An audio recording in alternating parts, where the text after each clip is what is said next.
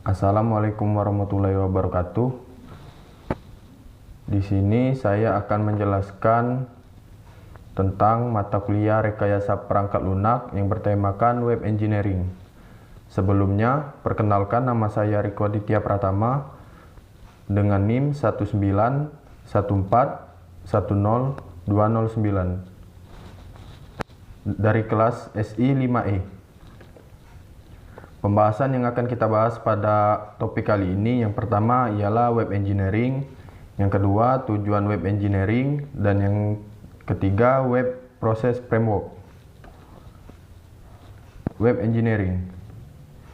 Web engineering atau rekayasa web adalah suatu proses yang digunakan untuk menciptakan suatu sistem aplikasi berbasis web dengan menggunakan ilmu rekayasa, prinsip-prinsip manajemen dan pendekatan sistematis, sehingga dapat diperoleh sistem dan aplikasi web dengan kualitas tinggi. Menurut S. Pressman tahun 2005, web engineering adalah suatu proses yang digunakan untuk membuat aplikasi web yang berkualitas tinggi. Web engineering atau rekayasa web tidak sama persis dengan RPL atau rekayasa perangkat lunak. Tetapi RW memiliki konsep dan prinsip mendasar dari RPL. Proses di RW lebih ditekankan pada aktivitas teknis dan manajemen yang hampir sama. Lanjut, tujuan web engineering. Tujuan dari rekayasa atau web engineering sendiri lebih berfokus pada metodologi, teknik, dan alat yang merupakan dasar pengembangan application atau web apps dan yang mendukung desain, pengembangan, evolusi, dan evaluasi. Lanjut, untuk yang pembahasan ketiga ialah web process engineering. Tahapan-tahapan pada web engineering. Yang pertama ada communication, yang kedua planning, yang ketiga modeling atau pemodelan, yang keempat construction atau konstruksi, yang terakhir adalah deployment. Yang pertama, communication. Pada tahap ini, engineer telah berkomunikasi dengan user atau pengguna sistem yang akan dibangun. Ini untuk mengetahui apa saja yang diinginkan oleh user dan apa saja kebutuhan user serta kebutuhan sistem, yaitu dari sisi input dan sisi output yang akan dihasilkan, serta fasilitas apa saja yang harus ada pada sistem ini nantinya. Setelah diketahui apa saja kebutuhan user dan kebutuhan sistem, dengan melakukan wawancara pada stakeholder yang ada untuk mengetahui proses dan untuk melihat bagaimana proses itu terjadi. 1. Formulation. Pada tahap ini, berfokus pada pencarian kebutuhan scope proyek dan diformulasikan sebagai urutan kerja, yaitu A. Mengidentifikasi kebutuhan bisnis proyek, B. Mendeskripsikan objek dan aplikasi yang dibangun, C. Menentukan fitur-fitur yang akan digunakan dalam aplikasi. 2. Negotiation. Pada tahap ini, engineer melakukan negosiasi dengan user atau pengguna sistem yang akan dikembangkan. Hal ini dilakukan agar dapat diketahui keinginan user, seperti apa input dan output dari sistem nantinya. 3. Execution. Pada tahap ini dilakukan pertemuan antar pengembang dan klien, user atau pengguna sistem yang bertujuan untuk mengumpulkan persyaratan rinci mengenai sistem yang dikembangkan, supaya semua hasil pada pemangku kepentingan di dalam sistem ini mendapatkan hasil yang sama. Lanjut pada bagian kedua, yaitu planning. Pada tahap ini, penulis tentunya harus merencanakan semua kebutuhan yang diperlukan dalam pengembangan sistem ini agar berjalan lancar, yaitu A. Estimation, B. Risk analysis, C. Scheduling, D. Dan monitoring. Yang pertama adalah estimation atau estimasi. Pada tahap ini, Estimasi ini terdiri dari beberapa tahapan lagi, yaitu estimasi waktu pengerjaan, estimasi biaya pengerjaan proyek, dan estimasi sumber daya yang harus ada benar-benar sesuai dengan perkiraan yang telah direncanakan.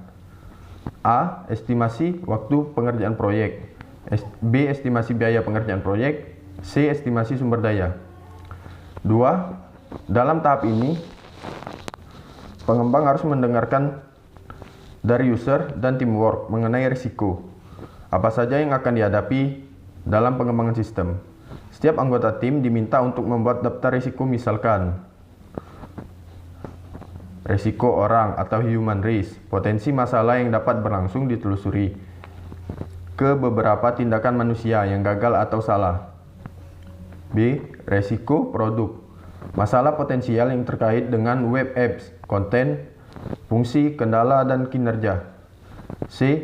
Risiko proses, masalah yang terkait dengan tindakan kerangka kerja dan tugas-tugas yang telah dipilih oleh tim menganalisa risiko yang akan dihadapi dalam pengembangan sistem.